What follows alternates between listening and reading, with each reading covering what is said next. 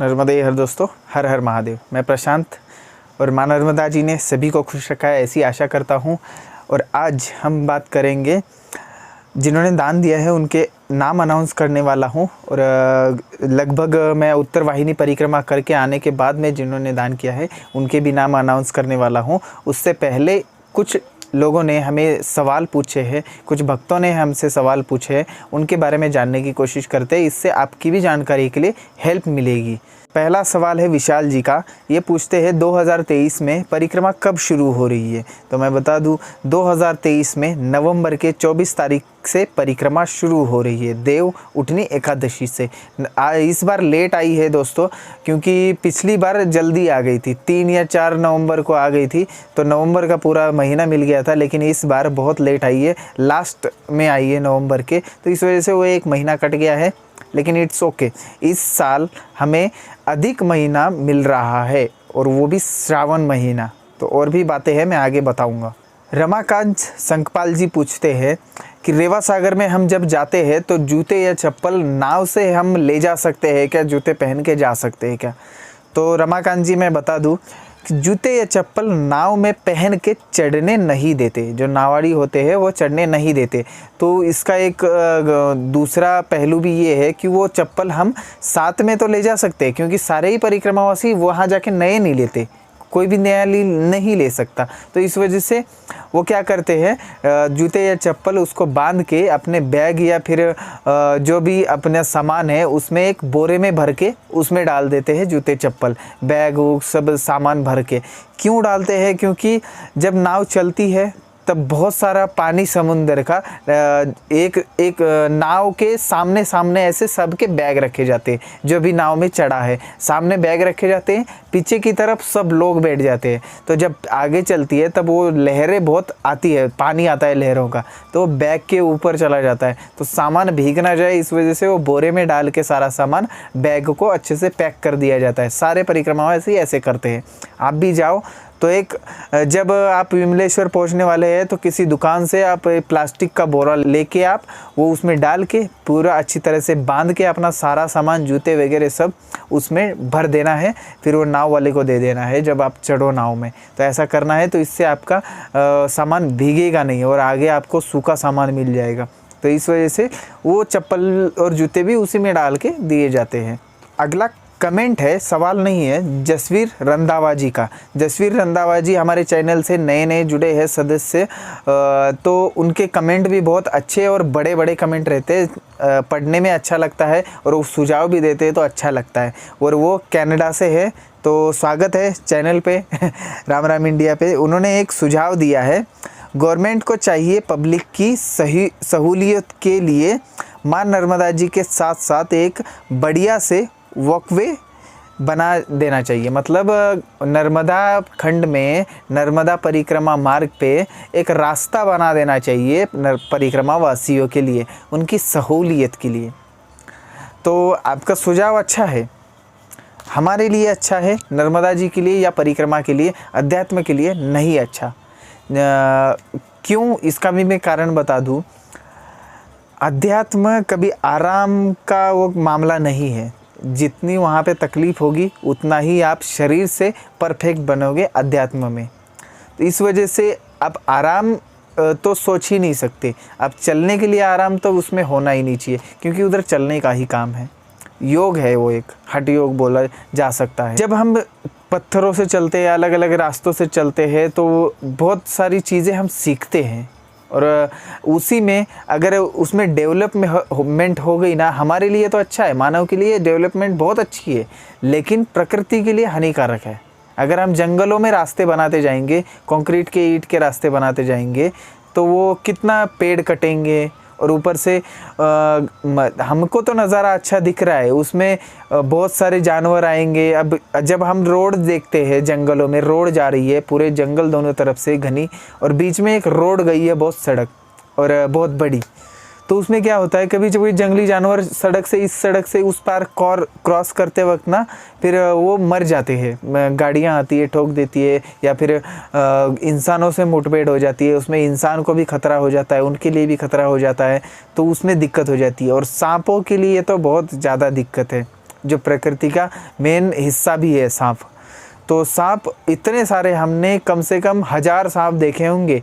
सड़क क्रॉस करते करते उनके ऊपर से गाड़ी चली गई और वो मर गए सांप। ऐसे 1000 सांप देखे होंगे मैंने परिक्रमा के दौरान। तो वो सभी के लिए, प्रकृति के लिए बहुत हानिकारक है, इंसान के लिए भले ही अच्छा हो। तो ये जो रास्ता बनाने का कॉन्सेप्ट होता है ना, वो बहुत बेकार है। रास्ता नहीं बनना चाहिए। जब तक हमें ईंट पत्थर में से और या फिर मिट्टी में से कहीं पे अच्छा रास्ता, कहीं पे बुरा रास्ता, ऐसा नहीं देखेंगे, तब तक आनंद नहीं मिलेगा वो परिक्रमा का। नेचर के साथ हम जुड़ नहीं पाएंगे। इस वजह से वो बिल्कुल अच्छा नहीं है जो रास्ता बनाने वाली चीज़ है। और दूसरी बात, कुछ बहुत बड़े बड़े ग्रुप है जो सेवा कर रहे हैं परिक्रमा के लिए। वो गवर्नमेंट से ऐसी मांग करते हैं। मैंने बहुत सारी देखे जो उनके वो बोलते हैं कि हमने ये गवर्नमेंट को भेजा है, एमपी सरकार को, कि भाई हम मांग कर रहे हैं कि पूरे नर्मदा खंड में एक परिक्रमावासियों के लिए रास्ता बन जाए, परिक्रमा करने के लिए रास्ता बन जाए। तो वो भी गलत है दोस्तों, मेरे अपने हिसाब से। बाकी उनके हिसाब से अलग अलग सबके मत होते हैं। लेकिन साधु संत मैक्सिमम ऐसे बोलते हैं कि ऐसी चीज़ें नहीं होनी चाहिए। होने तो ये इतने सारे आश्रम भी नहीं होने चाहिए, इतने सारे नहीं होना चाहिए, लिमिटेड होने चाहिए। वो भी एक साधु संतों से, मैंने बहुत सारे साधु संतों से बात करी कि उनका यही मुद्दा रहता है कि इतने सारे आश्रम नहीं होना चाहिए। हर 1 किलोमीटर में आश्रम नहीं होना चाहिए। लगभग 5 किलोमीटर 10 किलोमीटर में हो जाए तो ठीक है, वो हो जाता है। और रास्ता बनाने का ये कॉन्सेप्ट तो बिल्कुल बेकार है। ये साधु संतों का कहना है, मेरा नहीं है पर्सनल।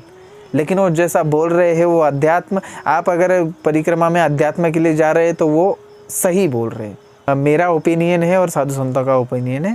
तो बाकी आप कमेंट कर सकते हैं सही है या गलत है। ठीक, अगला सवाल पूछते हैं राम केसरी सत्संग, ऐसा नाम है उनका, चैनल का होगा शायद या उनके यूट्यूब के आईडी का होगा, राम केसरी सत्संग। ये पूछते हैं, ये सवाल किस वीडियो पे ये भी बता दूं मैं, जो अपनी एक सीरीज़ चल रही है जो आकाश जी है, उनका मैंने इंटरव्यू लिया है। उनके एक्सपीरियंस, उन्होंने अनुभव, परिक्रमा हो गई है उनकी पूरी, तो उनके अनुभव उन्होंने बताए हैं। वो जो सीरीज़ चल रही है अभी फ़िलहाल में ही चल रही है, मैं वीडियो डाल रहा हूँ उसके, 4 वीडियो लगभग पड़ गई है। तो उसमें बिना गुरु के परिक्रमा क्यों नहीं, ऐसा एक विषय था। तो उस पर उन्होंने सवाल पूछा है, जिनके पास गुरु नहीं है क्या वो परिक्रमा नहीं कर सकते क्या, ऐसा उन्होंने पूछा है। तो देखिए राम केसरी जी, जिनके पास गुरु नहीं है वो परिक्रमा नहीं कर सकते, ये तो सही बात है। लेकिन आप खुद से पूछिए या फिर सबसे ही पूछिए, जो भी ये वीडियो देख रहा है वो अपने आप से पूछ लीजिए कि आपके जीवन में कभी गुरु आया ही नहीं क्या।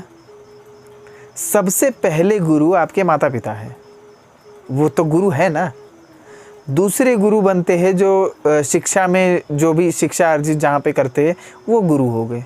फिर उसके बाद आध्यात्मिक गुरु की, आप जब अध्यात्म समझ में आता है तब आध्यात्मिक गुरु आप तलाशते हो, तो अध्यात्म के बारे में आध्यात्मिक गुरु आपको मिलता है। ठीक, तो वो इतने सारे गुरु होते हैं, तो उनमें से कोई भी गुरु आपको अच्छी सलाह दे सकता है। तो इसका मतलब बिना गुरु के परिक्रमा कोई करता ही नहीं है, बेसिक तो करता ही नहीं है।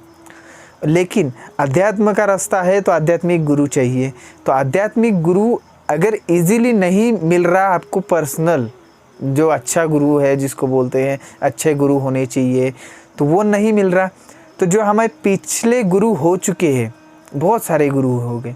भारत भूमि गुरुओं की भूमि है, तो मैं नाम कितने गिनवाऊँ, बहुत सारे गुरु हैं। श्री आदि श्री शंकराचार्य जी है, विवेकानंद जी है, रामकृष्ण परमहंस जी है, तुकाराम महाराज, ज्ञानेश्वर महाराज, गुरु गोरखनाथ, कानिफनाथ, ऐसे बहुत सारे गुरु हो गए हैं, कितने सारे गुरु हो गए। तो ऐसे गुरुओं को आदर्श रख के आप परिक्रमा कर सकते हैं, उनके आदर्शों पे चल सकते हैं। उनका एक एक भी आदर्श लेके चलेंगे ना, तो परिक्रमा आपकी ऐसी ही पूरी हो जाएगी और जो आपको चाहिए वो परिक्रमा में आप पा सकते हैं। तो ये गुरु नहीं है, गुरु के बिना तो परिक्रमा होती ही नहीं है, किसी की भी नहीं होती। तो कम से कम वो अपने माता पिता से तो परमिशन लेके जाते ही है, तो गुरु वही हुए ना। तो फिर गुरु के बिना परिक्रमा नहीं, ऐसे नहीं हो सकती। ये मैंने थोड़े से शब्दों में बता दिया है। अगला सवाल पूछते हैं सुनील शर्मा जी, पूछते हैं प्रशांत जी, क्या आप दूसरी परिक्रमा करना चाहोगे या फिर कब करोगे? सुनील जी, ऐसा है कि दूसरी परिक्रमा करना तो चाहूँगा ही मैं तो 10 परिक्रमा करना चाहूँगा, लेकिन मैया जब तक बुलाती नहीं है तब तक कोई जा नहीं सकता वहाँ पे, और उनका बुलावे के सिवा परिक्रमा हो नहीं सकती, उनकी इजाज़त लगती है। तो इस वजह से जब भी ज़िंदगी में उनका बुलावा आएगा तब मैं परिक्रमा पक्का करूँगा, उनको मैं मना नहीं कर सकता। अगला सवाल है मालिनी जी का। उनका एक शिकायत बहुत रहती है कि वो बोलते हैं कि कमेंट करने को बोलते हो लेकिन कमेंट का उत्तर नहीं देते हो। मैं कमेंट पढ़ता हूँ लेकिन उत्तर देने में थोड़ा सा लेट हो जाता है। मैं राइटिंग में नहीं दे सकता उत्तर, क्योंकि समय का अभाव होने की वजह से समय जैसे ही मिलता है मैं दे दिया करता हूँ। लेकिन वीडियो अगर मैं बना रहा हूँ उत्तरों की, सवाल और जवाब की, तो मैं आपका उत्तर ईज़िली दे पाता हूँ। मालिनी जी, आपने एक मंदाता परिक्रमा के ऊपर, जो मैंने मंदाता परिक्रमा की और भगवान शंकर जी ने कराई मेरे से, उसमें आपने सवाल पूछा है कि ये परिक्रमा वयोवृद्ध लोग कर सकते हैं क्या? हाँ जी, बिल्कुल कर सकते हैं। उसके बारे में थोड़ी सी जानकारी देता हूँ। मंदाता परिक्रमा ओमकारेश्वर में होती है, जो 12 ज्योतिर्लिंग में से एक है। ओमकारेश्वर आप सभी लोग जानते हैं।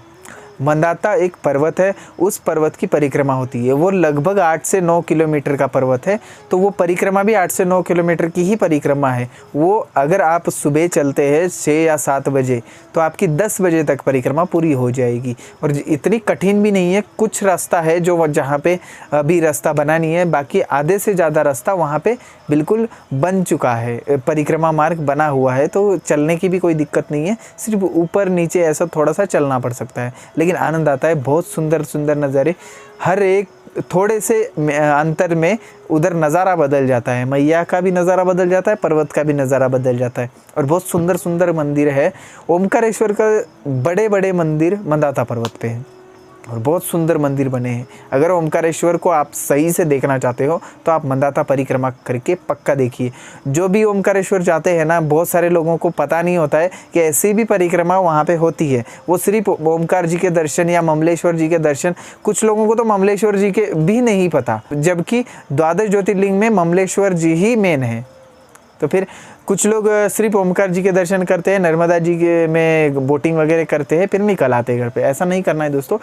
मंदाता परिक्रमा उधर के लोगों से आप पूछ सकते हैं कि कहाँ से शुरू होते, कैसे करें, तो वो आपको बिल्कुल बता देंगे। दुकानदार से भी पूछ लोगे तो भी बता देंगे। तो बहुत सुंदर परिक्रमा है, सभी लोग कर सकते हैं। वयोवृद्ध है तो आराम आराम से करिए। आपकी 3 घंटे में होने वाली है तो 5 घंटे में हो जाएगी, लेकिन आनंद तो पूरा आएगा। और बहुत सारे सुंदर मंदिर है, बहुत अजूबे जैसे मंदिर है। सोमनाथ, गौरी सोमनाथ मंदिर, ये बहुत सुंदर मंदिर है, आप देख सकते हैं ज़रूर।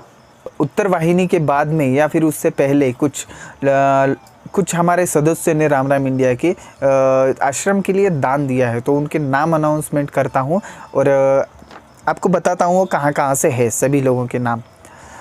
केडीएन रॉय जी दिल्ली से है, मेरे दो बहुत अच्छे दोस्त हैं। विशाल कुमार जी झारखंड से, वो भी बहुत अच्छे दोस्त हैं।